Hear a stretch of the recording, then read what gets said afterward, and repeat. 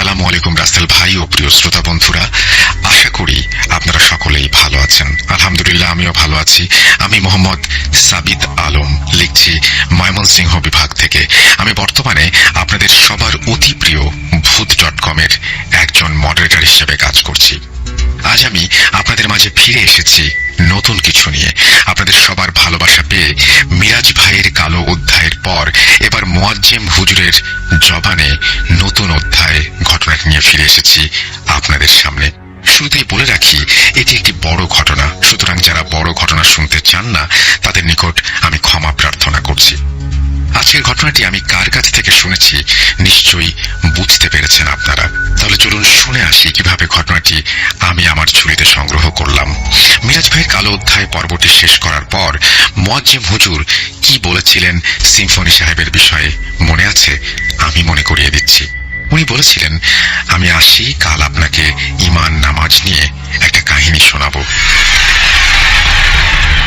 এরপর মুয়াজ্জেম হুজুর আমাকে বলেছিলেন, আসসালামু আলাইকুম ভাই, শুনবেন সিম্ফনির বলা সেই নতুন অধ্যায়, যে অধ্যায়ে একজন নির্দয় জিন ধর্মান্তরিত হয়ে মুসলিম হতে বাধ্য হয়েছিল, কেঁদেছিল। জি হ্যাঁ লিসেনার্স, আমি এক জিনের মুসলিম হবার ঘটনাটি নিয়ে আপনাদের সামনে ফিরে এসেছি। বলছেন মুয়াজ্জেম হুজুর,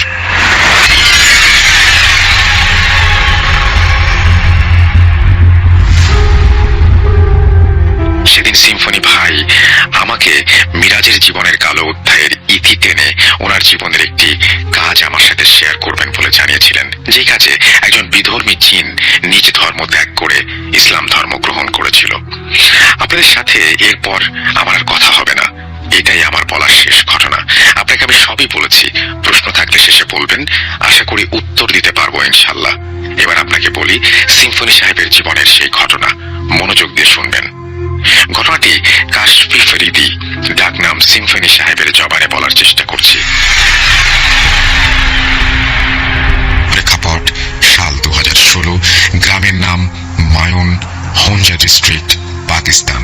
আমার ওস্তাদ সুলেমান বিন ফারুকের জন্মস্থান। এই গ্রামের ইতিহাস ছোট্ট করে একটু বলে নেই। মায়ুন পাকিস্তানের উত্তরে অবস্থিত হিমালয় পর্বতের হোনজা অঞ্চলে অবস্থিত একটি গ্রাম এবং খুবই কৃষির জন্য ছোট অঞ্চল। এই গ্রামটি প্রাচীন সিল্ক রোডের একটি পথের পাশে অবস্থিত এবং চীন, আফগানিস্তান, ভারত এবং পাকিস্তানের মধ্যে একটি প্রধান বাণিজ্যিক ক্রস রোড হিসেবে ব্যবহৃত হয়। এটি একটি বিপর্যস্ত এবং প্রাগৈতিহাসিক অঞ্চল, যেখানে বহু শতাব্দী ধরে চীন, ভারত, পাকিস্তান এবং পাকিস্তানের মধ্যে ঝড়ে ঝড়ে লড়াই হয়েছে।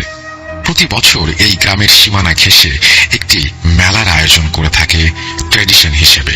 ধর্মীয় অনুশাসন ও নানাবিধ প্রাচীন রিচুয়াল সিক্রেটলি পালন করা হয় এই মেলায়। বহুবার এই রিচুয়ালের বিরুদ্ধে ব্যবস্থা নেওয়া হলেও সিক্রেট রিচুয়ালগুলো থামানো সম্ভব হয়নি। মেলা শেষ হবার 17 দিন পর আমার ওস্তাদ সুলেমান বিন ফারুকের কাছে একজন কৃষক এসে উপস্থিত হন। ওনার অবস্থা খুবই বেহাল, গায়ে কোনো কাপড় নেই, লুঙ্গির নানান জায়গায় ছেঁড়া। ওস্তাদ ওনার দারিদ্রতার অবস্থা দেখে অনেক কষ্ট পান এবং জানতে চান যে ওনার কি হয়েছে, এমন অবস্থা কি করে হলো ওনার।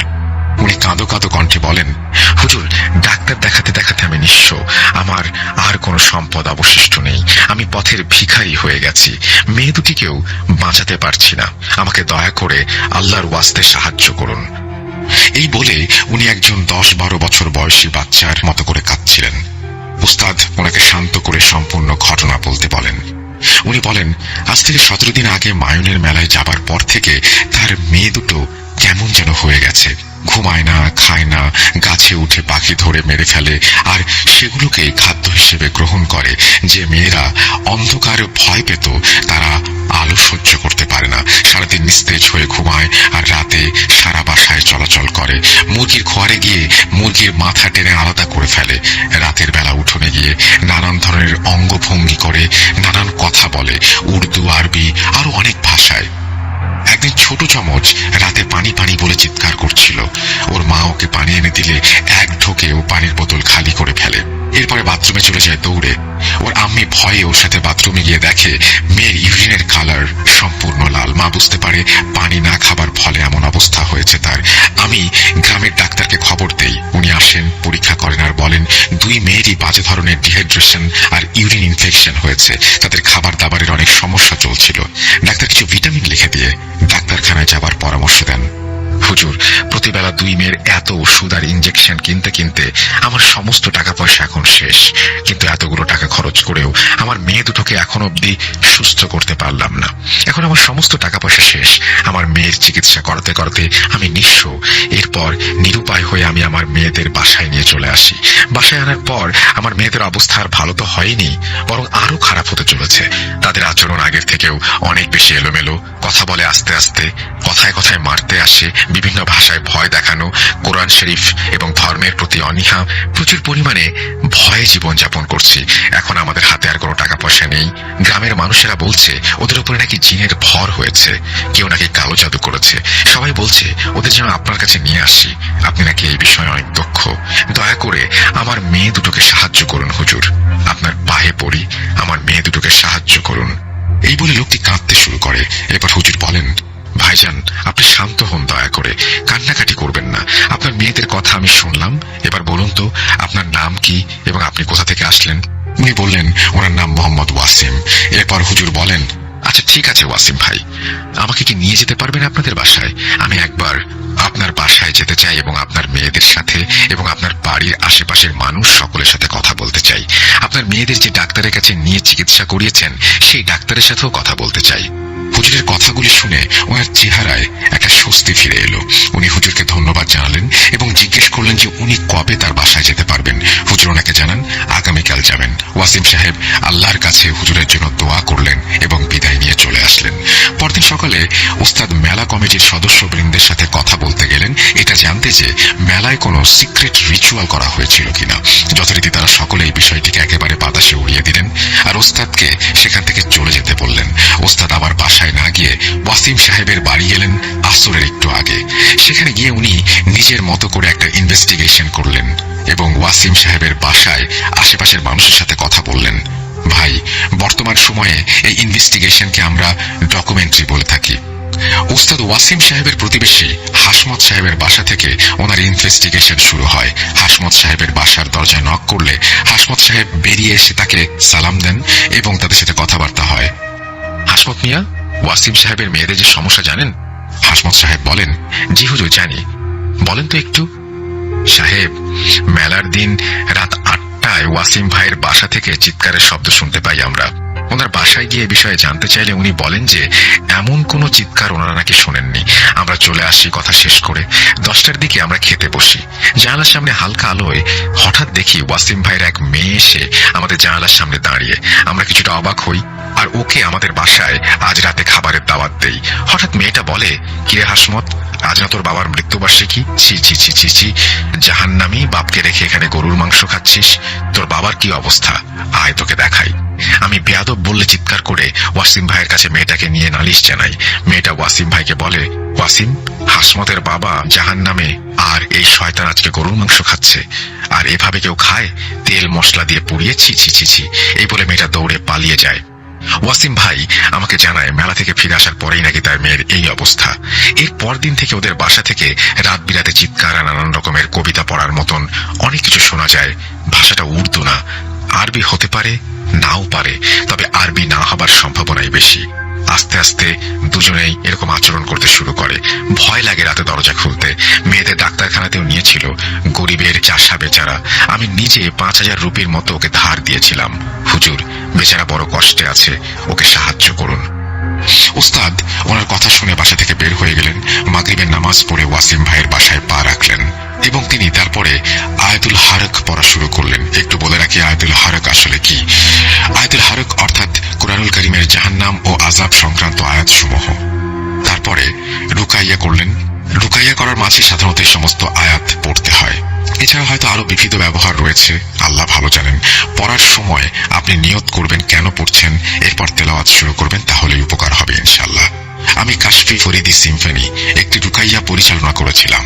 রুকাইয়া করার সময় আমার মোবাইলে একটা ফোন আসে, কিন্তু আমি তখন ব্যস্ত, তাই ফোন ধরিনি। একজন মাঝ বয়স্ক যুবকের রুকায়া করছিলাম, যে কিনা আশিক জিনের শিকলে বন্দী ছিল। আল্লাহর দয়া নাকি সেই জিন দুর্বল জানি না, আয়াতুল হারত পড়া শেষ করার আগেই সেই শয়তান যুবকের দেহ ত্যাগ করতে বাধ্য হয়। ওনারা আমাকে অনেক রুপি ইনামই দিতে চেয়েছিলেন, কিন্তু আমি একটা রুপিও নেইনি। শুধু একটু পানি চেয়েছিলাম খাবার জন্য। পানি খেয়ে আমি বসে ওনাদের বাসায়। যুবক সুস্থ হয়েছে নিশ্চিত হয়ে কিছু তদবির দিয়ে আমি ওনাদের বাসা থেকে বের হয়ে আসি। বাসা থেকে বের হয়ে মোবাইল হাতে নিয়ে দেখি আমার উস্তাদ আমাকে ফোন করেছিলেন। আমি কল ব্যাক করতেই উনি কল ধরলেন। সিম্ফনি, মায়ন গ্রাম চিনিস না? আমি হ্যাঁ বলার পর উনি আমাকে বললেন, অতি সত্বর চলে আয়। এই বলে উনি কল ডিসকানেক্ট করে দিলেন। আমি সেই রাতে বাড়িতে গিয়ে খানা পিনা করে আমার মতো শুয়ে পড়ি। ভোরবেলা উঠে তাহাজ্জুদ পড়ছিলাম, কিন্তু আমার ধ্যান নামাজ থেকে উঠে যাচ্ছিল বারবার। আমি সূরা ফাতিহাও ভুলে যাচ্ছিলাম। অনেক কষ্টে তাহাজ্জুদ পড়ে আল্লাহর নিকটে ফরিয়াদ জানাই, কেন আমার এমন হলো? আমার নামাজ কি আল্লাহর নিকট প্রিয় না?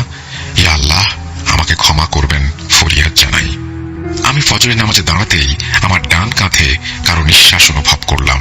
আমি নামাজ কন্টিনিউ করলাম, সালাম ফেরালাম। বাম কাঁধে সালাম ফেরাতেই কেউ আমাকে বলল, আলস্তা খাফিয়া হাল তালায়াত, অর্থাৎ ভয় পেলি না, নামাজ পড়েই নিলি। আমি আল্লাহর কাছে হাত তুলে দোয়া করে বাসা থেকে বের হলাম মায়ুন গ্রামের উদ্দেশ্যে। গ্রামে পৌঁছাতে পৌঁছাতে রাত প্রায় 9টা বেজে যায়। গ্রামে পৌঁছাতেই আমি ওস্তাদকে ফোন করি। ওস্তাদ আমাকে ঠিকানা দিলে আমি ওনার বাসায় গিয়ে উপস্থিত হই। ওনার বাসায় ওনার সাথে রোগীর ব্যাপারে তথ্য শেয়ার করি।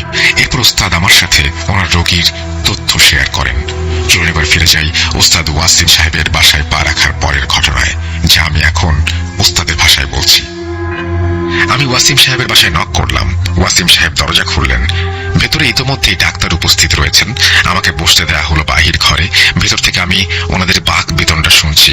ডাক্তার আমাকে উদ্দেশ্য করে বলছে, আমার মতো ভণ্ড হুজুরকে কেন আনা হয়েছে এখানে? মেয়েদের ক্ষতি হলে পরে উনি পুলিশের কাছে অভিযোগ করবেন, আরো কি কি যেন করবেন বললেন। হঠাৎ ডাক্তার ভেতর থেকে বেরিয়ে এসে বললেন, হুজুর, ওরা দুজন আমার পেশেন্ট, আপনি যাই করবেন আমি আপনাকে নজরে রাখবো, আমি রেকর্ড করে রাখবো সব। একটু এদিক ওদিক হলে সোজা পুলিশের কাছে যাব, মনে থাকে যেন। আমি মুচকি হেসে বললাম, আচ্ছা। বলে ভেতরে যাব এমন সময়ে একটা মেয়েকে দেখলাম ফ্যাকাশে কুর্তা পরে বেরিয়ে আসছে। আস্তে আস্তে সে দেয়ালের কাছে এসে নিজের মাথা নিজেই আস্তে আস্তে ঠুকতে লাগলো। ডাক্তার বলল, স্লিপ ওয়াকিং। আমি ডাক্তারকে থামিয়ে বললাম যে না, আমাকে যেন উনি একটু দেখতে দেন। উনি সম্মতি দিলে আমি মেয়েটার কাছে গিয়ে সালাম দিলাম। মেয়েটা আমার দিকে সজোরে ঘুরে তাকালো আর বজ্র কণ্ঠে বলল, ঘেন্না করি আমি তোর সালাম, তোদের চলে যা সুলাইমান, চলে যা। আমি আস্তাগফিরুল্লাহ ছাড়া আর কিছুই বলতে পারলাম না। আমি আসলে একটু ভয় পেয়েছিলাম। ইমান আসলে দুর্বল আমাদের সবার। নইলে মুখে অনেকে আমরা আল্লাহ ছাড়া কাউকে ভয় পাই না, কিন্তু বাস্তবে রাতে দরজায় ঘরে খট করে আওয়াজ হলেও ভয় পাই। লজ্জা লাগে আমার। ডাক্তার মেয়েটাকে একটা ইঞ্জেকশন দিলে মেয়েটা ডাক্তারকে অকথ্য ভাষায় গালাগাল দিচ্ছিল আর হঠাৎ বলে বসলো ডাক্তারকে, তোর মেয়ের বয়স 3 মাস না? কেমন হবে যদি তার কোনো ক্ষতি হয়? ডাক্তার ভয় পেল। ততক্ষণে ইঞ্জেকশনের প্রভাবে মেয়েটা নিস্তেজ। ডাক্তার আমাকে বলল, হুজুর, আমি খেয়াল করিনি মেয়েটা আপনার নাম কিভাবে জানলো, আর আমার মেয়ের নাম বয়স কিভাবে সম্ভব, আর আপনি সালাম দিলে এমন আচরণই বা কেন করলো? আমি ডাক্তারকে বললাম, ভাই, ধর্ম মানেন? মেয়ের নাম রেখেছেন মরিয়ম, মানে আপনি মুসলমান। আল্লাহকে মানেন আর শয়তান তাকে মানেন না। ওনার মুখে স্পষ্ট ভয়ের ছাপ দেখতে পেলাম আমি। এরপর আমাকে নিয়ে ওয়াসিম সাহেব ওনাদের মেয়েদের ঘরে চলে গেলেন। আমি দেখলাম ঘরের মেঝেতে 2টা তোষক পাতা, 2 তোষকে 2টা মেয়ে। এক তোষকে থাকা মেয়ের হাত পা বাঁধা, আর এক তোষকে মাত্র ইঞ্জেকশন দেয়া মেয়েটা। একই রকম দেখতে মাশাআল্লাহ, জমজোড়া। একজনের নাম ইকরা আর একজনের নাম কিরাত। ইকরা বয়সে বড় কয়েক মিনিটের আর কিরাত ছোট। ইকরার হাত পা বাঁধা অবস্থায়। আমি ইকরার হাত পা খুলতে বলি ওয়াসিম সাহেবকে। উনি ইকরার বাঁধন খুলে দিলে আমি ইকরার দিকে তাকালে ও উঠে বসলো। শুরুতে আমাকে বলল, সুলেমান, দেখবি? এই বলে সে তার জিভ বের করলো। আস্তাগফিরুল্লাহ, নাউজুবিল্লাহ। তার জিভে কিছু একটা লেখা। আমি তার কনিষ্ঠ আঙ্গুল চেপে ধরি। রুকায়ার আয়াত পড়ে আল্লাহর নামে তাকে বলতে বলি তার নাম কি। সে চিৎকার দিয়ে আমার হাত ছাড়িয়ে রুমের একটা কোনায় গিয়ে বসে পড়ে, এমন ভাবে যেন মনে হচ্ছিল শরীরে কেউ আগুন ধরিয়ে দিয়েছে। সে আমাকে বলল, আমি কোনোভাবেই নাকি এই 2টি মেয়েকে বাঁচাতে পারবো না। ইফরিত আসবে, ইফরিত ওদের গ্রহণ করবে। এরপর আমি নড়ে চড়ে বসি। ইফরিত? হঠাৎ করে ইফরিত কোথা থেকে এলো? এই কাহিনী বড়ই জটিল। রাত হয়ে গেছে। এরপর সিম্ফনি, আমি তোমাকে ফোন করি কারণ ওদের চেহারায় আমি যে ছাপ দেখেছি সেটা আমি আগে কখনো দেখিনি। ভয় পাচ্ছি রে বাবা, তুমি আমার সাথে থাকো এই কাজে, কেমন? ওস্তাদের কথা শুনে আমি বললাম, জি ওস্তাদ, থাকবো বলেই তো এসেছি। এরপর সেদিনের মতো আমি আর ওস্তাদ ঘুমিয়ে পড়লাম। পরদিন সকাল শুরু হলো নতুন এক আশা নিয়ে। আমি ওস্তাদ সকাল সকাল চলে যাই ওয়াসিম ভাইজানের বাসায় ইকরা আর কিরাতকে দেখার জন্য। প্রথমবারের মতো ইকরা আর কিরাতকে দেখতে এসেছি আমি। ওদের ঘরে প্রবেশ করে আমি ওস্তাদের মতো সালাম দেই আর বলি, ওরা যেই হোক না কেন আমার সাথে যেন কথা বলে, ওরা কি চায় সেটা যেন জানিয়ে দেয়। এরপর শয়তান আর আমাদের মাঝে কিছু কথোপকথন হয়। আমি আল্লাহর নামে শয়তানকে আদেশ করি তার নাম প্রকাশ করার জন্য। শয়তান হাসি দেয়। সে নাকি একজন গর্বিত সেনা, অগণিত শয়তানের একজন সেনা। ইকরা শয়তানি গলার ঠাট্টা করে হেসে বলে, খুব ভালো, প্রয়োজন হলে আমি তাকে হারুত বলে ডাকতে পারি। সে আরো বলে সে এখানে তার কাজের চেয়েও বেশি কিছুর জন্য এসেছে। এই কাজ সেই কাজ যে কাজের রাস্তা হলো এক অন্ধকার যা সবার অন্তরে বিরাজ করে। ওস্তাদ ওকে মিথ্যা বলতে বারণ করেন, কারণ হারুত কখনোই তার নাম হতে পারে না। আমি তাকে বলি, শয়তান, তোর প্রতারণার কোনো সীমা নেই। মানুষের আত্মা স্থিতিস্থাপক। একটি ছোট্ট বিশ্বাসের আলোয় সবচেয়ে ধূর্ত শয়তানকেও পরাজিত করতে পারে। আমরা তোর এই প্রভাব প্রত্যাখ্যান করি এবং তোর প্রতারণার বিরুদ্ধে দৃঢ়ভাবে পদক্ষেপ গ্রহণ করি।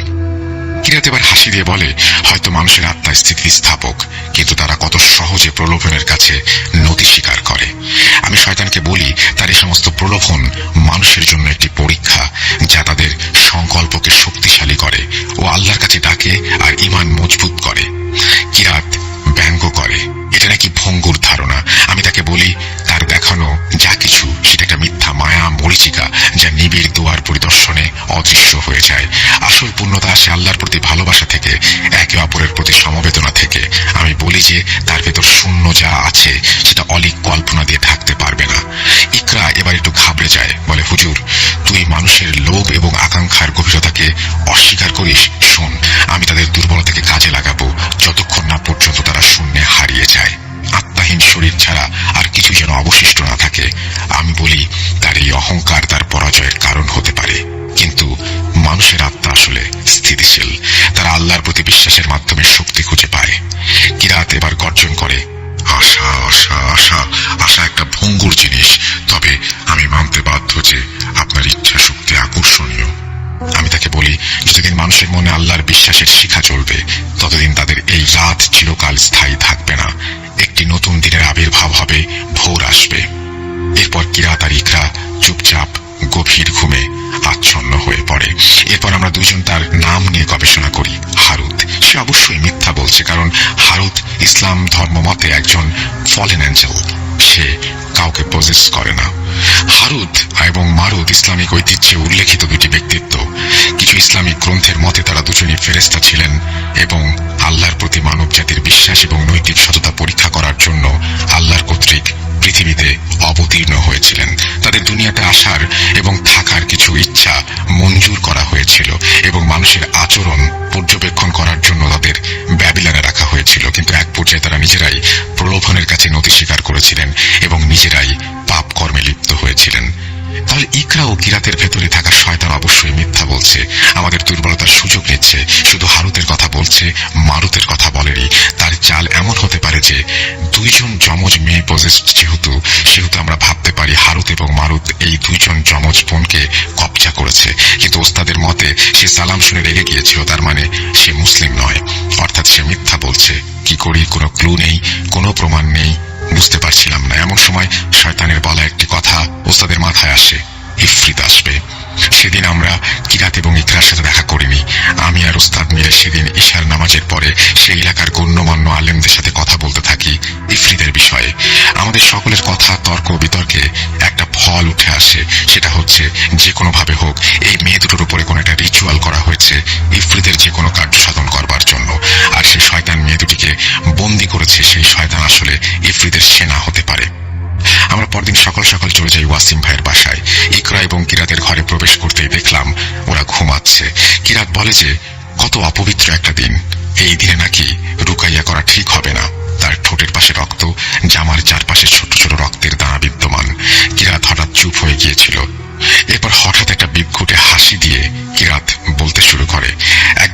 সে আলোকিত ঘরে কিরাত কথা বলার জন্য তৈরি হচ্ছিল। তার চোখ হঠাৎ চকচক করে উঠল। তার শরীরে শয়তানের উপস্থিতি তার কণ্ঠকে বিকৃত করে দিয়েছিল। আমি আর ওস্তাদ মেয়েটির শরীরে থাকা শয়তানের সাথে শব্দের যুদ্ধে জড়ানোর জন্য প্রস্তুত হচ্ছিলাম। পরিবেশ কেমন যেন ভারী হয়ে ওঠে। এরপর কিরাতের সাথে আমাদের কথা শুরু হয়। ওস্তাদ তার কণ্ঠে দ্রুততা এনে বলতে শুরু করলেন, ইফরিতের ষড়যন্ত্র ধরে ফেলেছি এবং তাকে তার নাম রিভিল করার জন্য আদেশ করছি। হুজুরের আদেশ শুনে শয়তান মুচকি হেসে জবাব দিল, হুজুর, নামের অনেক ক্ষমতা আছে, তাই না? এই কথা শুনে আমি ওস্তাদ চুপ করে রইলাম। এরপর সে বলল সে তার নাম প্রকাশ করবে যদি আমরা তার 3টি ধাঁধার উত্তর দিতে পারি। ওস্তাদ নিঃশব্দে মাথা নাড়লেন আর বললেন যে আমরা প্রস্তুত। আমি তাকে বললাম ধাঁধাগুলো জিজ্ঞেস করতে যেন আমরা সেগুলো সমাধান করতে পারি। শয়তান হেসে উঠল, খুব ভালো। ধাঁধা 1, আমি বেঁচে নেই কিন্তু আমি বড় হতে পারি। আমার ফুসফুস নেই কিন্তু আমার বাতাস দরকার। আমি কি? কিছুক্ষণ ভাবলেন ওস্তাদ, এরপর আত্মবিশ্বাসের সাথে উত্তর দিলেন, আগুন। শয়তান ঝাঁকুনি দিয়ে বলল, ধাঁধা 2, আমি মুখ ছাড়া কথা বলি এবং আমি কান ছাড়াই শুনি। আমার শরীর নেই কিন্তু বাতাসের সাথে বেঁচে আছি। আমি কি? আমি হুজুরের কানের কাছে ঝুঁকে ওনার সাথে উত্তর আলোচনা করে হেসে বললাম, প্রতিধ্বনি। শয়তানের চোখ সরু ও স্পষ্ট হতাশা বিদ্যমান। এখন আমার 3য় ও সর্বশেষ চ্যালেঞ্জ। আমি তোর দাস, তবুও তুই আমাকে নিয়ন্ত্রণ করতে পারিস না। আমি একটি শক্তিশালী শক্তি কিন্তু তুই আমাকে সমৃদ্ধ করতে পারিস। আমি কি? আমি ওস্তাদের ধাঁধাটির উত্তর গভীরভাবে চিন্তা করলাম। ঘরটা নিস্তব্ধ হয়ে গেল। শুধু একটা মোমবাতির শিখা কর্কশ শব্দ বাতাসে ভাসছে। মনে হচ্ছিল যেন অনন্তকাল ধরে চলছে আমাদের প্রশ্ন উত্তরের খেলা। ওস্তাদ অবশেষে বললেন, শয়তান, তোর ধাঁধার উত্তর হলো জ্ঞান। জ্ঞান আমাদের উপকার করে, তবুও আমরা এটিকে পুরোপুরি নিয়ন্ত্রণ করতে পারি না। এটি একটি শক্তিশালী শক্তি, তবুও আমরা এটিকে সমৃদ্ধ করতে পারি। ওস্তাদের কথা শুনে কিরাত চিৎকার দিয়ে ঘুমিয়ে পড়ল এবং ইকরা এবার জেগে উঠল আর পরাজিত কণ্ঠে তার নাম প্রকাশ করে। সে বলল, আমার নাম জারকান এবং তার মাস্টার একজন শক্তিশালী ইফরিত যে তাকে নানান কাজ করতে আদেশ করে, যার নাম বেলিয়াল। এই নামগুলো উচ্চারণের সাথে সাথে একটি অন্ধকার আলো রুমটিকে ঢেকে ফেলল এবং আমরা জারকানকে তার প্ল্যান বলার জন্য বাধ্য করলাম। জারকান বলতে শুরু করলো, আমি জারকান আমার মালিক বেলিয়ালের নৃশংস ষড়যন্ত্রের কথা স্বীকার করছি। মেলার মাঝে ওলাদ চক্রের এক প্রাচীন রিচুয়াল খুব গোপনভাবে করা হয়েছিল। বেলিয়ালের অনুসারীরা এই কাজটি করেছিল। ওলাদ চক্র কি জানিস তোরা? ইফরিতের সন্তানকে জন্ম দেওয়া, এই দুনিয়ায় শয়তানি রাজত্ব স্থাপন করা। আমাদের দরকার ছিল একজন নারী, কিন্তু হঠাৎ মেলায় বেলিয়ালের নজরে পড়ে যায় যমজ বোন ইকরা এবং কিরাত। তখনই তাদের বিরুদ্ধে আমরা একটি বিশেষ পরিকল্পনা করেছিলাম। গ্রামের মেলায় মায়াবী পরিবেশের মধ্যে আমাদের অন্ধকার জগৎ উন্মোচন করতে চেয়েছিলাম, যেখানে হাসি এবং আনন্দ একটি প্রতারণায় পরিণত হয় ইফরিতের শয়তানের মাধ্যমে। কিন্তু আমরা এই 2 বোনকে কবজা করতে পারছিলাম না, কারণ তারা এতটাই পবিত্র ছিল যে আমাদের ধরাছোঁয়ার বাইরে। তাদের ছায়া পর্যবেক্ষণ করে আমরা তাদের মধ্যকার অসাধারণ বন্ধনকে চিনতে পেরেছিলাম।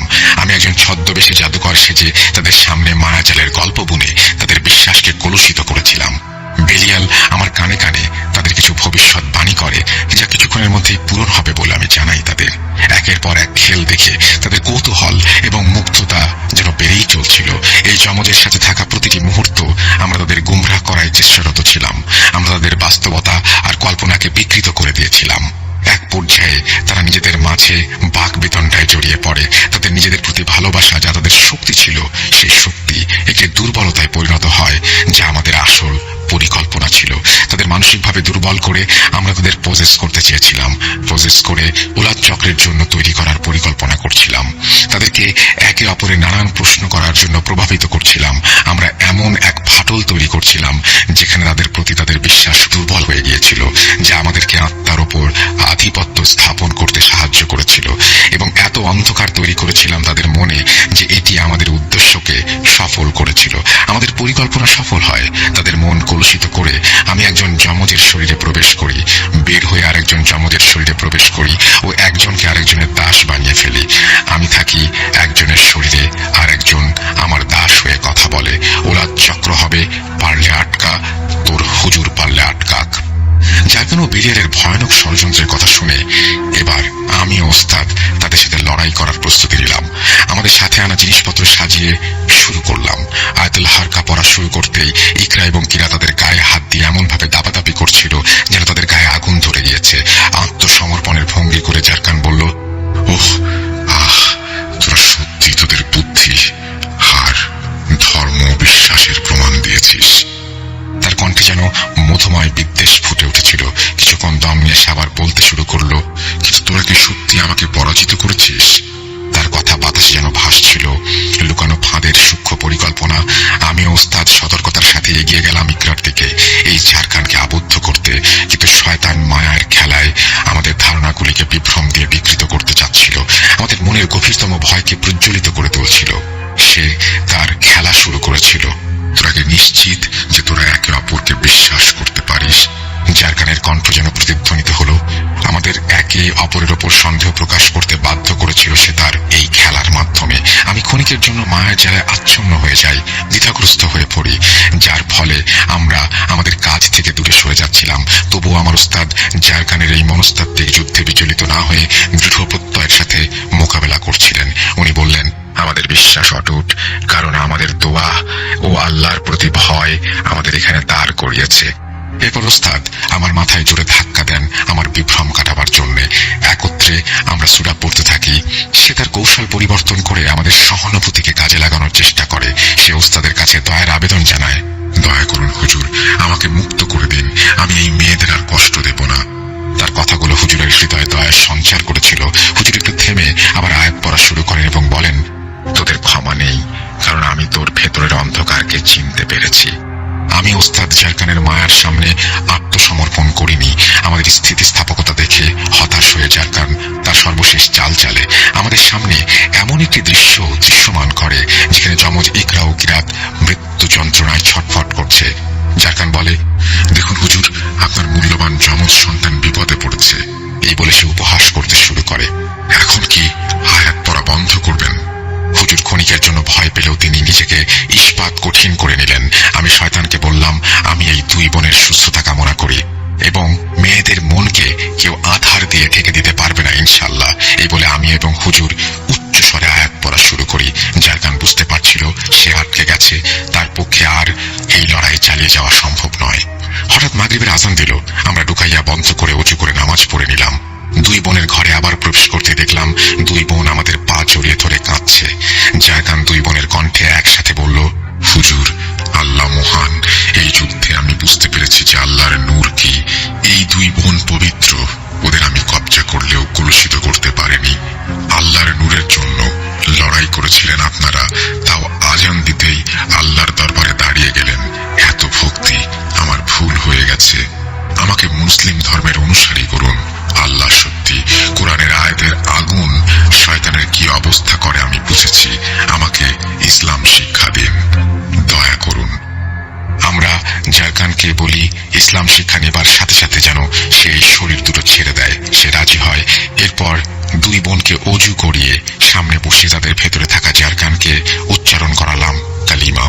আস্তে আস্তে মেয়ে দুটি মাটিতে লুটিয়ে পড়ে আর আমরা কানে শুনতে পাই, আসসালামু আলাইকুম। সুস্থ হয়ে যায় মেয়ে দুটি আল্লাহর রহমতে। এরপর গ্রামের কমিটির সাথে কথা বলে মেলা কমিটির বিরুদ্ধে ব্যবস্থা নেওয়া হয় ও কমিটি মেম্বার বদল করা হয়। ইনশাআল্লাহ এরপর থেকে গ্রামে আশা করি আর কোনো রিচুয়াল হয়নি। আমার ওস্তাদ এরপর আমাকে অনেক কথা বলেন যা আমি বলে সময় নষ্ট করব না, তবে প্রশ্ন থাকলে করতে পারবেন। এই ছিল সিম্ফনি সাহেবের শেষ কথা। ভাই, এখন যদি কোনো প্রশ্ন থাকে করুন। আমি সাবিত মুয়াজ্জিম সাহেবকে বলি যে না, আমি ঘটনাটাই এখন অব্দি মাথায় বসাতে পারছি না, আপাতত কোনো প্রশ্ন নেই। উনি ফোনের ওপাশ থেকে হাসি দিয়ে বলেন, আচ্ছা। আসসালামু আলাইকুম বলে তার কাহিনী শেষ করেন।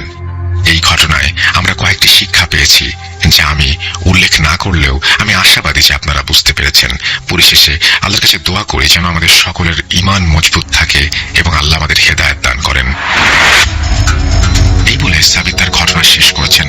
থ্যাংক ইউ সো মাচ সাবিত আপনার ঘটনার জন্য। আশা করছি এই ঘটনাটি আপনাদের ভালো লেগেছে। যদি ভালো লাগে অবশ্যই আমাদের জানাবেন, যদি ভালো না লাগে তাও আমাদেরকে জানাবেন। আমরা চলে যাব আমাদের পরবর্তী ঘটনায়।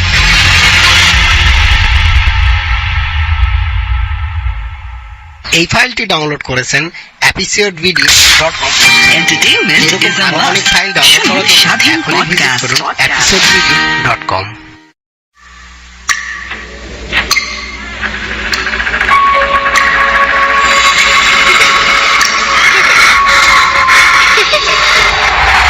লুকোচুরি খেলবে? লুকোচুরি তুমি লুকাও, আমি ঠিকই তোমাকে খুঁজে পাবো।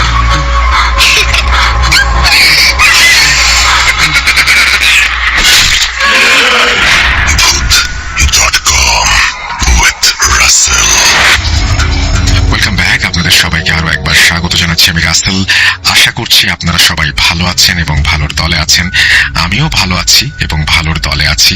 আমরা আমাদের পরবর্তী ঘটনায় যাব। আশা করছি এই ঘটনাটি আপনাদের ভালো লাগবে। যেভাবে লেখা আছে আমি সেভাবেই শুরু করছি।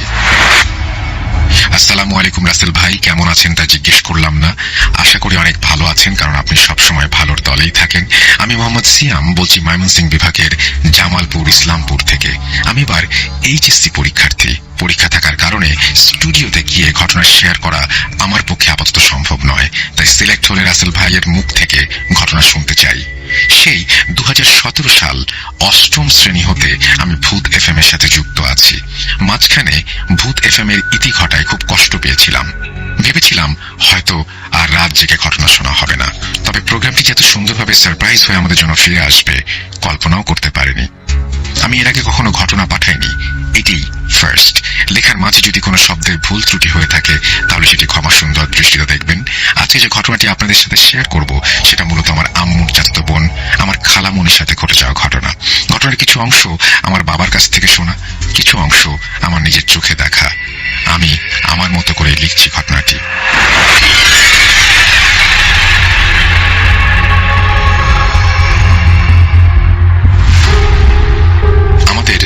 ইসলাম রাশি বিশ্বাস করে না।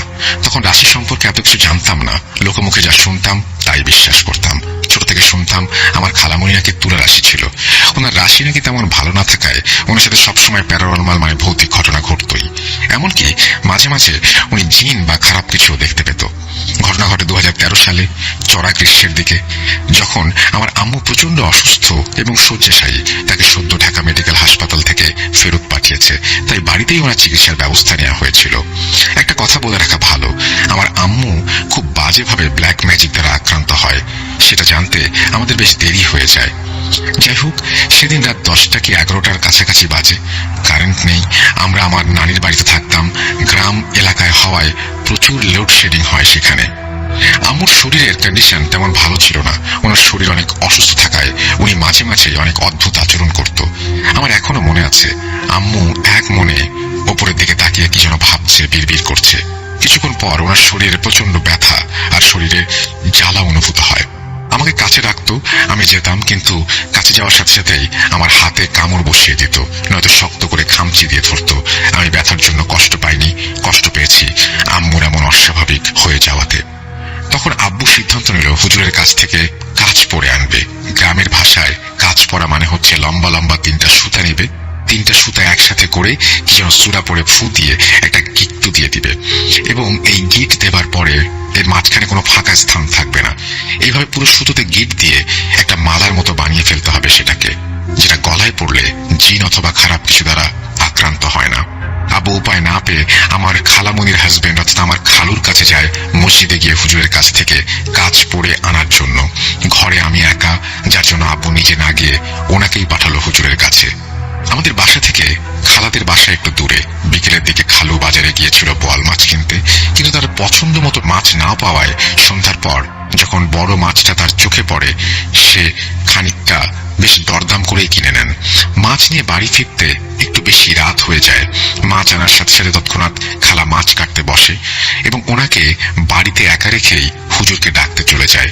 খালামণি মাছ কাটার সময় ওনার কেমন যেন একটা অস্বস্তি বোধ হচ্ছিল। ওনার মনে হচ্ছিল ওনার আশেপাশে কেউ আছে। ঘর থেকেও মাঝে মাঝেই হুটহাট শব্দ আসছে, যেন কেউ ঘরের ভেতরে দৌড়াদৌড়ি করছে, জিনিস ফেলে দিচ্ছে। তো উনি মাছটা ওভাবেই রেখে ঘরে দেখতে যান। ওনার হাতে হ্যারিকেন ছিল। উনি যা দেখেন, ওনার কোমরের নিচে হাঁটু বরাবর হবে একটা কালো কুচকুচে বেড়াল দাঁড়িয়ে আছে। উনি দেখে বেশি রেগে যান এবং হাতের কাছে একটা লাঠি ছিল, যেটা দিয়ে বেড়ালটাকে সজোরে আঘাত করেন। বাড়ি দেওয়া মাত্র এই বেড়ালটা রাগে ফোঁস করে শব্দ করে বেরিয়ে আসতে থাকে খালামণির দিকে। খালামণি এটা দেখে রীতিমতো অনেক ভয় পেয়ে যান। তখন ওনার মনে হয় একটা বেড়াল কখনোই মানুষের হাঁটুর সমান হতে পারে না। উনি বেশ ভয় পেয়ে আমাদের বাড়ির দিকে দৌড় দেয়। ওনার জোরে চিৎকার শুনে আমার বড় মামা আর আমার বাবা গিয়ে দেখে খালামণি বাড়ির উঠোনে হাঁটু জড়সড় করে বসে আছে। একদম অন্ধকার রাত, কিছু দেখা যাচ্ছে না, তার মধ্যেই ওনার ওইভাবে বসে থাকাটা তাদের কাছে অস্বাভাবিক মনে হলো। হ্যারিকেনটা পাশেই পড়ে আছে।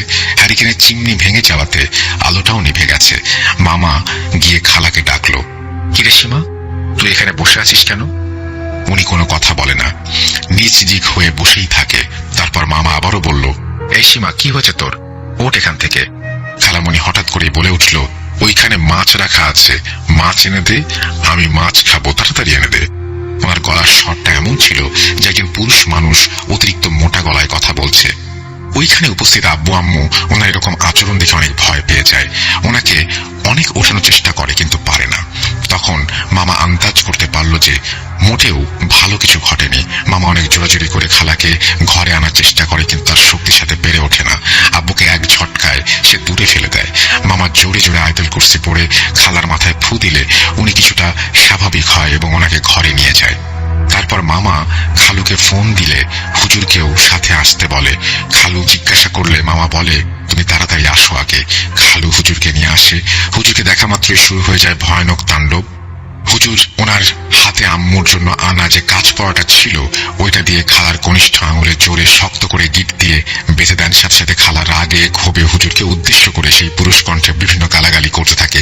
হুজুর ওনার কথা শুনে রেগে গিয়ে বলেন, দাঁড়া, তোর ব্যবস্থা করছে। এই বলে কিছু শুকনো মরিচ আর মোমবাতি আনতে বলেন আমার মামিকে। মামি এনে দেওয়ার পর হুজুর মোমবাতি দিয়ে শুকনো মরিচগুলো পুড়িয়ে সেই খালামণির নাকের কাছে ধরেন এবং আয়াতুল কুরসি পড়তে শুরু করেন। আমার খালার বিকট চিৎকার। হুজুর আরো শক্ত করে তার কনিষ্ঠ আঙ্গুলটিতে সুতোটা বাঁধার চেষ্টা করেন। সেদিনের মতো সমস্যাটি শেষ হয়ে যায়। পরদিন সন্ধ্যা থেকে খালামণির মাঝে আবারও অস্বাভাবিক আচরণ লক্ষ্য করা যায়। বিছানায় শুয়ে শুয়ে তার উপরের দিকে তাকিয়ে একা একা হাসা, কখনো চোখ বড় বড় করে হাঁ করে তাকিয়ে থাকা ইত্যাদি। আবার শুরু হয় সেই অস্বাভাবিক কণ্ঠস্বর। ঘর থেকে বের হয়ে যেতে চায়। এরপরে আবার হুজুরকে আনা হয়। খালামণি হুজুরকে দেখেই আবারও রেগে যান, রাগে ফোঁস করতে থাকেন এবং হুজুর মামাকে তখন কিছু মোমবাতির ব্যবস্থা করতে বলেন। হুজুরের কাছে থাকা কিছু গুঁড়ো চক নিয়ে সেই মাটির মধ্যে একটা সার্কেল তিনি তৈরি করেন এবং তার মাঝখানে মোমগুলো বসান।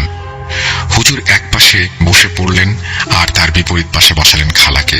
মোমের আলোতে খালার চেহারাটা বিভৎস দেখাচ্ছিল। হুজুর খালামণির কনিষ্ঠ আঙুলে সুত দিয়ে শক্ত করে বেঁধে ফেলেন এবং আয়াতুল কুরসি পড়তে শুরু করেন। এরপর হুজুর আয়াতুল কুরসি পড়তে বসলে সবাই জোরে জোরে আয়াতুল কুরসি পড়তে থাকে। তারপর হুজুর সেই জিনকে ডাকা শুরু করেন। কিছুক্ষণের মধ্যে খালামণির মুখ দিয়ে গড়গড় শব্দ শুনতে পাই আমরা। হুজুরকে সে বলে যে, তুই আবার এসেছিস আমাকে ছাড়াতে। একথা বলার পর শুকনো মরিচ পুড়িয়ে খালামণির নাকের সামনে ধরা হয় এবং আয়াত পাঠ করতে থাকেন এবং তখন বলে, দোহাই লাগে, ছেড়ে দে আমাকে। তারপর হুজুর নাকের কাছ থেকে মরিচটি সরিয়ে নেন এবং জিজ্ঞেস করেন, ওর শরীরে কেন ভর করেছিস? খালা আবারও বলেন, সিরাজ খালু যখন বাজার থেকে মাছ কিনে বাসায় ফিরছিল, ওই মাছের লোভেই নাকি সে এসেছে এবং সে কোনো ক্ষতি করতো না, কিন্তু তাকে লাঠি দিয়ে আঘাত করে বড় অন্যায় করে ফেলেছে, এর শাস্তি পেতেই হবে। এবার হুজুর 3টা মরিচ একসাথে পুড়িয়ে খালামণির নাকের সামনে ধরেন এবং আঙুল শক্ত করে বাঁধতে শুরু করেন। তারপর সেই কাকুতি মিনতি আর হুমকি, আমাকে ছেড়ে দে, ভালো হবে না। অনেকক্ষণ হুজুর সূরা পড়ার পর সে খালার শরীর ছেড়ে যাওয়ার সিদ্ধান্ত নেয়। হুজুর জিজ্ঞাসা করে, আমরা বুঝবো কিভাবে তুই চলে গেছিস? খালার ভেতরে থাকা শয়তানটি তখন বলে ওঠে, আমি যাওয়ার সময় পেছনের কাঁঠাল গাছের একটা বড় ডাল ভেঙে চলে যাব, তবে আমাকে বিদায় করলেই কি তোরা বেঁচে যাবি? এই বাড়িতে আরো 7 জন জিন আছে, তারা এই বাড়ি থেকে কোনোদিনও যাবে না। এই বলেই যেই কথা সেই কাজ। কিছুক্ষণ পর সবাই ডাল ভাঙার আওয়াজ শুনতে পায়। বিষয়টি সবার কাছে একটু অবাক করা কাণ্ড ছিল। বাতাস নেই, হুটহাট ডাল তবুও ভেঙে যাওয়া। আমি নিজে সকালে ঘুম থেকে উঠে দেখেছি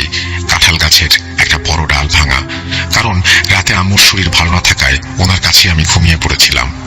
আর ঘটনার সময় আমি উপস্থিত ছিলাম না। সকালে উঠে বাবার মুখ থেকে সব ঘটনা শুনতে পাই। তারপর হুজুর খালামণির শরীরে দোয়া পড়ে ফু দিয়ে বাসায় চলে গিয়েছিলেন। আর খালামণি তখনই ঘুমিয়ে পড়েছে এবং পরের দিন দুপুরে তার ঘুম ভাঙে। আশ্চর্য বিষয় হলো, এত কিছু হয়ে গেছে অথচ খালামণি কিছুই বলতে পারেন না। বেড়ালটা দেখে দৌড় দেওয়ার পর উনি কিছু একটা সাথে হোঁচট খেয়ে পড়ে যান, শুধু এটুকুই তার মনে ছিল। আস্তে আস্তে তিনি সুস্থ হয়ে যান। তারপর হুজুরকে বাড়িতে ডেকে এনে পুরো বাড়িটা বন্ধ করে নেই। সে সময় হুজুর পুরোপুরিভাবে জানতে পারে যে আমাদের বাড়িতে 7টা জিন বাস করে, কিন্তু সেটা কারো কোনো ক্ষতি করবে না। কেটে গেছে 9 বৎসর। ঘটনাগুলো খালুকে এখনো জিজ্ঞাসা করলে ওনার মুখে দারুণ এক ভয়ের ছাপ দেখতে পাই। হয়তো তার প্রিয় মানুষটার এমন অবস্থা দেখে সে কল্পনাও করতে পারেনি। তো এই ছিল রাসেল ভাই ঘটনা গুছিয়ে লিখতে পেরেছে কিনা জানি। আসসালামু আলাইকুম রাসেল ভাই, বরাবরের মতো আমরা অবশ্যই ভালোর দলে আছি এবং আপনিও আছেন ভালোর দলে। তো আজকে আমি যে ঘটনাটি শেয়ার করব সেটা হচ্ছে আমার নানা বাড়িতে আর কি আমার এক চাস্তো নানার সাথে ঘটনাটা ঘটেছে। এবং কি আমার নানা বাড়ির যে আশেপাশে 5-6 গ্রাম আছে সেই গ্রামগুলোতেও এই ঘটনাটা অনেকটা সবাই জানে আর কি। মানে ওই বলা ছিল না, মানে এই এক এক জায়গায় এক একটা ঘটনা অনেক জনপ্রিয়। তো ঘটনাটা আর কি ওই অঞ্চলে, আমার নানা বাড়ির অঞ্চলে অনেক জনপ্রিয় আর কি। তো আমি আমার নাম প্রকাশ করার পর আমি আমার ঘটনায় চলে যাচ্ছি। তো আমার নাম হচ্ছে মোহাম্মদ হৃদয় আহমেদ ইয়ামিন। আমি নরসিংদী মাদুলি থেকে। রাসেল ভাই, আপনাকে অসংখ্য ধন্যবাদ। আমার আগে বেশ কিছু স্টোরি আপনি boot.com-এ শেয়ার করেছেন, তো সেই জন্য ঘটনায় যাচ্ছি। ঘটনাটা ঘটে আমার চাচতো নানা, ওনার নাম হচ্ছে আঞ্জু মিয়া। তো আঞ্জু নানার সাথে ঘটনাটা ঘটে। ঘটনার সময়কাল 1980 শতকের দিকে কিংবা 70। মানে আঞ্জু নানা যখন ঘটনাটা বলছে, তো সেই দিক দিয়ে তো উনি অনেকটা বৃদ্ধ। তো ওনার ঘটনাটা মানে সময়কালটা আর কি তেমন একটা মনে ছিল না, কিন্তু অন্যান্য মানুষের কাছ থেকে এই ঘটনাটা আরো স্পষ্ট ভাবে আর কি জানতে পারছি যেটা, তো সেটাই এখন শেয়ার করছি। আঞ্জু নানা যখন ওই সময়কালে বাসায় চাষবাস করতো আর কি। তো চাষবাস করাকালীন অবস্থায় সেই সময়টা ছিল ধানের মৌসুম। তো উনি ধান চাষ করে, ধান চাষ করার পর উনি সেই ধানগুলো বেশ যত্ন করতে থাকে এবং একটা সময় ওনার ফসলি জমিতে বেশ ভালো ফসল হয়। তো ধানগুলো পেকে যাওয়ার পর কাটার প্রস্তুতি নিচ্ছিল। তো ওই নানা বাড়ির সেই গ্রামে আরো একজন লোক ছিল, যিনি নাকি এই অন্যের কিছু ভালো কিছু হলে আর কি সেদিকে আর কি নজর যায়, এরকম কিছু লোক থাকে না, ওই রকম একটা লোক ছিল। তো ওনার নামটা প্রকাশ করছি না, ওনার একটা ছদ্মনাম দিচ্ছি, ধরেন কবির মিয়া আর কি। তো ওই কবির মিয়া আঞ্জু নানার ক্ষেতে আর কি ওনার কবির মিয়ার পালিত 2টো গরু ছেড়ে দিয়ে যায় আর কি একদিন রাত্রিবেলা। তো আঞ্জু নানা যখন ভোরে ওঠে এবং দেখে ওনার ধানি জমি আর কি, মানে পাকা ফসল ও বেশ খানিকটা খেয়ে ফেলেছে এবং তখনও খাচ্ছিল আর কি ওই গরু দুটা। তো আঞ্জু নানা গরু দুটাকে দেখে চিনতে পারে এবং চিনার পর আঞ্জু নানা যেটা করে আর কি, ওই গরু দুটাকে অনেকটা তাড়িয়ে দেয়। তো এটা গেল প্রথম দিনের ঘটনা। তো দ্বিতীয় দিন একই অবস্থায় আর কি আঞ্জু নানার জমিতে ধানি ফসলে সেই কবি নিয়ে আর কি আবার গরুগুলো ছেড়ে যায়। তো গরুগুলো ছেড়ে যাওয়ার পর আঞ্জু নানা যেটা করলো, আবারও পরের দিন যখন ফজর নামাজে সময় হয়, তো আঞ্জু নানা যখন ঘুম থেকে ওঠে দেখে বাড়ির পাশে যেহেতু ধানি জমি ছিল না, তো উনি আর কি দেখে যে আবারও 2টো গরু আর কি ধান খাচ্ছে এরকম আর কি। তো আঞ্জু নানা যেটা খেয়াল করলো যে বেশ সময় তো সজাগ থাকি, মানে ওই সময়কালেও ওনারা বেশ আড্ডাবাজ ছিল আর কি, ওনারা অনেক আড্ডা দিত ওনাদের সমবয়সী যারা ছিল সবাই মিলে। তো উনি প্রায় ওই সময়কালে আর কি রাত 12টা-1টার দিকে ঘুমাতো। তার মানে 12টা-1টার পরেই আর কি গরুগুলো ছেড়ে যায় এখানে। তো যেটা হয় আর কি, আঞ্জু নানা এবার কবির আর ওই গরুগুলাকে খুব ভালো করে আর কি মারে। তো মারার পর গরুগুলোর চোখ দিয়ে আর কি পানি পড়ছিল এমনটা। তো সেই গরুগুলোকে আর কি খোয়ারে দিয়ে দেয় আর কি। তো সেই খোয়ার থেকে কবির মিয়ার অনেক টাকা লাগে সেই গরুগুলোকে নিয়ে যেতে তার বাসায়। তো কবির মিয়া সেখানে অনেক টাকা দিয়ে সেই গরুগুলোকে নিয়ে যায় এবং আঞ্জু নানা খুব যখন ওই গরুগুলোর উপরে ছাড়ে তখন একটা সময় আর কি ওই কবির মিয়ার বাড়ির উঠানে দেখে যে কবির মিয়া ওই গরুগুলোকে আর কি মলম জাতীয় কিছু একটা লাগাচ্ছিল শরীরে। তো আঞ্জু নানার এত পরিমাণ রাগ হয়েছিল যে ওই গরুগুলোকে এইভাবে মারে যে ওই গরুগুলার শরীরের চামড়া পর্যন্ত আর কি ছিলে যায়। তো সেখানে আর কি মলম লাগাচ্ছিল এবং কবির মিয়াও কাঁদছিল, গরুগুলো কাঁদছিল আর কি এরকম। তো আঞ্জু নানা আর কি উনি এই জিনিসটা ফিল করলো যে হ্যাঁ ঠিক আছে, এখন আর কবিরের গরু আসবে না, কবিরের একটা উচিত শিক্ষা হয়েছে। তো যেটা হয় আর কি, এই আঞ্জু নানা একটু নিশ্চিন্ত হয়ে সেদিনের মতো বাসায় চলে আসে এবং বাসায় চলে আসার পর আঞ্জু নানা আর কি সেদিনও একই ভাবে আড্ডা মাড্ডা দিয়ে আর কি ওনাদের বেশ সময় হয়ে যায়। তো বেশ রাত হওয়ার পর আঞ্জু নানা যে এখন তো বেশ রাত হয়েছে, তো এখন তো ঘুমিয়ে পড়বো, তা আজকে আর ঘুমাবো না, আজকে লাস্ট একটু দেখি যে কবির আবারও গরুগুলাকে আনে বা নাকি, বা কবিরের আরো অন্য গরু ছিল সেগুলোকে এনে আমার ডাইনিং জমিতে ছাড়ে নাকি, এমনটা আর কি। মানে আঞ্জু নানার এমন চিন্তা ভাবনা ছিল যে যেহেতু কবির মিয়ার গরুগুলোকে অনেক মেরেছি, তো কবির মিয়ারও একটা রাগ ক্ষোভ থাকতে পারে সেই দিক দিয়ে, যদি কবির মিয়া আবারও গরু আমার খেতে এনে ছেড়ে দেয় তাহলে তো ওই গরুগুলো আমার ডাইনিং জমি খেতে শুরু করবে। তো সেদিক দিয়ে আমার অনেকটা অবস্কান হবে। তো আজ হাতে নাতে আর কি কবির মিয়াকে এবং কবির মিয়ার গরুকে ধরবো, আজ আর ঘুমাবো না, এরকম একটা সিদ্ধান্ত নিয়ে আঞ্জু নানা ওইখানে আর কি ওনার বাড়ির আঙিনায় থেকে আর কি মানে দেখা যাচ্ছিল একটা গাছের নিচে বসে চাঁদনি রাত ছিল ফর্সা, তো চাঁদের আলোতে ফসলি জমিটা স্পষ্ট দেখা যাচ্ছিল বেশ। তো উনি বসে আছে হাতে একটা লাঠির মতো নিয়ে। তো যেটা হয় আর কি, আঞ্জু নানা অনেক সময় বসে থাকার পর ওনার একটু তন্দ্রার মতো চলে আসে, একটু ঘুম ঘুম ভাব পায়। তো হঠাৎ যখন ঘুম ঘুম ভাব পায়, উনি ঘুম ঘুম ভাবটা কাটিয়ে যখন ভালো করে চোখ মেলে তাকায় তার ধানি জমিতে, তখন দেখে আর কি যেটা যে দুটো কালো গরু ওনার ধানি জমিতে ধান খাচ্ছে। আঞ্জু নানা এটা দেখে বলল, একটু ঘুমিয়ে পড়েছি, এই ফাঁকে কবির মিয়া তার গরু দিয়ে চলে গেছে, এরকম একটা অবস্থা।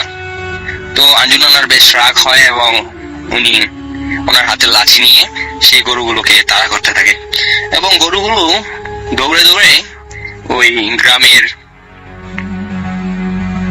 যে চক আছিল ওই চকের আর কি বিলের দিকে চলে যাচ্ছিল। তো বিল বলতে ওইখানে অনেক নিচু জমি আর অনেক পরিমাণে পানি জমে থাকে। তো সেখানে আর কি কোনো কিছু আবাদ করা হয় না, কোনো ফসলাদি হয় না। তো সেটা আর কি সেখানে মানুষ মাছ এরকম কিছু ধরে, মাছ বা হাঁস পালন করে ওই জায়গাতে। তো আঞ্জু নানা আর কি সে দেখলো খেয়াল করে যে ওনার পাড়া খেয়ে গরুগুলা ওই দিকে চলে যেতেছে। তো ওই দিকে চলে যাওয়াতে আঞ্জু নানা যেটা করলো, মানে তখন ওনার তেমন কোনো হুঁশ জ্ঞান ছিল না, উনি একটাই কথা যে ওই গরুগুলোকে আবারও গতকালের মতো বেদরক মারতে হবে, নয়তো কবির মিয়ার শিক্ষা হবে না। তো ওনার মাথায় তেমন সেন্স ছিল না।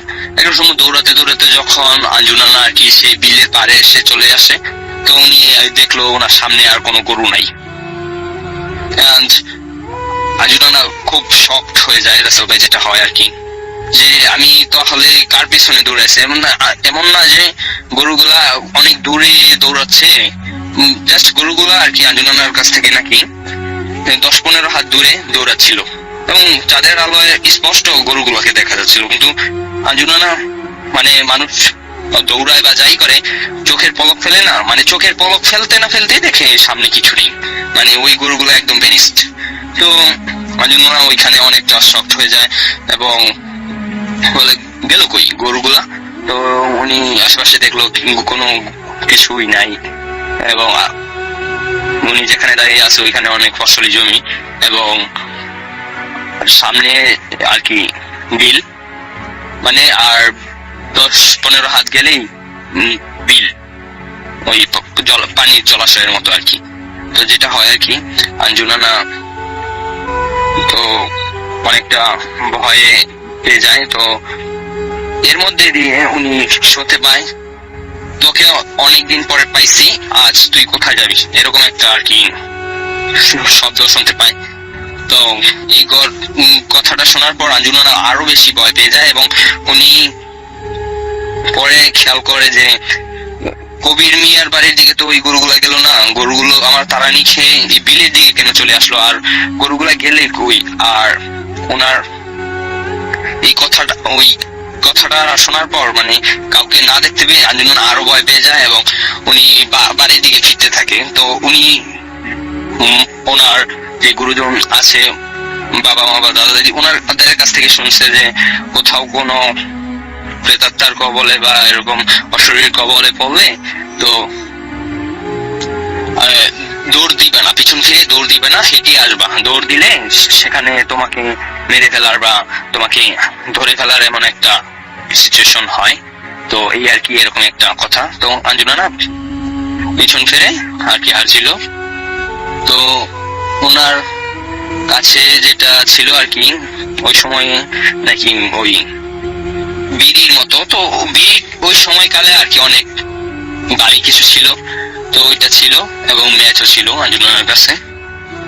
তো নানা যেটা করে উনি একটা বিড়ি আর কি জ্বালায়, তো জ্বালানোর পর আস্তে আস্তে হাঁটার চেষ্টা করে এবং একটা সময় দেখে ওনার পিছন থেকে মানে ওনার পাশ ঘেঁষে সামনের দিকে একটা সাদা ঘোড়া দৌড়ে চলে গেল আর কি। তো ঘোড়া আসাটা ইম্পসিবল এই দানি জমিতে, তো দৌড়ে অনেক দূরে চলে গিয়ে একদম মানে হাওয়া হয়ে গেল। তো আঞ্জুমানা এগুলো দেখছিল এবং ভয় পাচ্ছিল এবং ওই কথাটা শোনার পর আরো ভয় পাচ্ছিল। তো যেটা হয় আর কি এই ঘোড়াটা চলে যাওয়ার পর আঞ্জুমানা প্রায় ওনার বাড়ির বেশ কাছাকাছি চলে আসে, মানে আরো 5-7টা ধানি জমির পর আর কি উনি ওনার বাড়িতে চলে আসবে। তো এই সময় দেখে ওনার পাশে একটা বৃদ্ধ মহিলা মতো বরকা পরে আর কি কেউ, মানে বৃদ্ধ মহিলা বলতে বললাম কেন যে আঞ্জুমানা এরকম ভাষ্যমত করছিল যে বরকা পরে মানে কুজো হয়ে কেউ ওনার পাশ দিয়ে খুব দ্রুত গতিতে ওনার সামনে হাঁটছিল এবং ওনার সামনে গিয়ে ওনার থেকে 10-12 হাত ডিস্টেন্স রেখে আর কি ওই বৃদ্ধ মহিলাটা হাঁটছিল। তো কোনো যুবতী বা কোনো জোয়ান মেয়ে আর কি কুজো হয়ে হাঁটবে না নিশ্চয়ই, এবং ওই মহিলাটা আর কি মানে কুজো হয়ে হাঁটছিল। তো আঞ্জুমানা ভাবলো যে আর যাই হোক এটার পিছনে আর কি আমি অন্তত পক্ষে বাড়ির দিকে যাব। তো একটা সময় আর কি দেখছিল যে ওই বৃদ্ধ মহিলাটার মানে পাশাপাশি আসতে পারছিল না আঞ্জুমানা, মানে উনি যতই জোরে বা আস্তে হাঁটুক না কেন মানে ওই মহিলার কাছ থেকে ওই আঞ্জুমানার ডিস্টেন্সটা ওই 10-15 হাতই থেকে যায়। তো যেটা হয় আর কি একটা সময় আঞ্জুমানা এরকম ওই যে 4-5 ক্ষেত কাছাকাছি যখন চলে আসে ওনার বাড়ি, আর 4-5টা দানি জমির পরে আর কি ওনার বাড়িটা দেখা যাচ্ছিল। তো উনি যেটা করেন উনি ওইখানে আসার পর খুব জোরে একটা দৌড় দেয়। তো জোরে একটা দৌড় দিয়া মানে উনি ওনার বাড়ির আঙিনায় আসা চিৎকার দিয়ে পড়ে যায়। তো পড়ে যাওয়ার পর উনি সেন্সলেস হয়নি। তো তখন আরো একটা মানে একটা মানে কাউকে না দেখতে পেয়ে একটা আওয়াজ শুনতে পায়, যে খুব ভয়ঙ্কর একটা আওয়াজ, যে আজ তুই বেঁচে গেলি, কিন্তু অন্য কোনো দিন যদি তুই আমাদের কবলে পড়স তাহলে আর বাঁচতে পারবি না, এমনটা আর কি সেই আওয়াজে শুনতে পায়।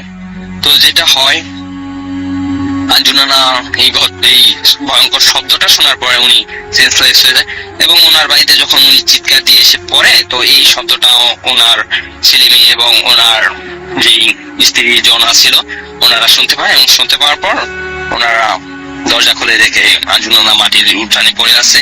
তো ওনাকে ঘরে নিয়ে যায়, এবং পরের দিন সকালে যখন ওনার সেন্স ফিরে, তো যখন ওনাকে এইসব ব্যাপারে জিজ্ঞাসা করা যে কেন তুমি এইভাবে চিৎকার দিয়ে বাড়িতে পড়ে গেলা বা এই কি হয়েছিল তোমার, তো আঞ্জুনানা যেটা বলছে যে এই ঘটনাটা পুরোপুরি আঞ্জুনানা সবার সাথে শেয়ার করে, এবং এরকম 4-5 গ্রাম এই ঘটনাটা একদম রটে যায়, এবং ওই সময় আর কি এই ঘটনাটা, এবং কি এখন পর্যন্ত অনেক মানুষ এই ঘটনাটা জানে ওই এলাকায়। তো এই ঘটনার পর আর কি আঞ্জুনানাকে বলছিল যে একটা হুজুর দেখাবে, তো সেই হুজুরের কাছে যখন নিয়ে যায় তখন সেই হুজুর বলছে যে এটা এক ধরনের জিন, এই জিনটাকে গো জিন বলা হয় বা গো ভূত বলা হয়, মানে এরা শুধু গরুর বেশ ধরে আর কি মানুষকে দূরে নিয়ে এরকম নির্জন জায়গায় নিয়ে মেরে ফেলে বা কাদা মাটিতে পুঁতে ফেলার পর একটা সময় শ্বাস প্রশ্বাস বন্ধ হলে মানুষটা মারা যায়, এরকম একটা জিন। তো তাদের কবলে আর কি নাকি আঞ্জুনানা পড়ছিল। তো সেই হুজুর যেটা বলে যে হ্যাঁ ওনার কোনো সমস্যা নেই, ওনাকে আর কি কোনো কিছু আসর টাসর করে নাই, বাস ওনাকে নিয়ে আর কি মেরে ফেলার বা এরকম কোনো একটা কিছু ছিল। তো ওই কালো বরকা পরিত মহিলাটা হোক আর যাই হোক ওনাকে হেল্প করে, মানে ওই অশরীরী হোক বা শারীরিক, মানে অশরীরী হওয়ার সম্ভাবনা বেশি। তো ওইটা যদি হেল্প না করতো তাহলে হয়তো বা আঞ্জুনানা আর কি আর বেঁচে ফিরে আসতো না, এমনটা জানায় ওই হুজুর। তো বলে ঠিক আছে, আমি কিছু পানি টানি ফুলে দিচ্ছি এবং ঠিক হয়ে যাবে। তো এই ছিল আঞ্জুনানার সাথে ঘটে যাওয়া ঘটনা। যদি ভালো লাগে রাসেল ভাই তাহলে অবশ্যই শেয়ার করবেন, এন্ড আপনার ভাইকে জানাই সালাম, জানাই রাসেল ভাইকে সালাম। আরো কিছু মানুষ আছে যাদেরকে খুব মনে পড়ে। রহমান ভাই ছিল, উনি যখন প্রবাস থেকে অডিও ক্লিপ পাঠাতো তার ঘটনাগুলো শুনতে অনেকটা ভালো লাগতো। আমরা হয়তো বা তেমন একটা গুছিয়ে ঘটনা বলতে পারি না, তাই যখন আমাদের ঘটনা রাসেল ভাইয়ের অনুষ্ঠানে শেয়ার হয় তখন অনেক মানুষ অনেক মন্তব্য করে যে ভাই ঘটনা ভালো লাগছে না, এই কিভাবে কথা বলছে। আমরা হয়তো বা কথা তেমন ভাবে বলতে পারি না গুছিয়ে, কিন্তু জানি যখন রাসেল ভাই আছে তখন আস্তে আস্তে সবকিছু ঠিকঠাক হয়ে যাবে। তো খোদা হাফেজ রাসেল ভাই, এই ছিল আমার ঘটনা। আসসালামু আলাইকুম।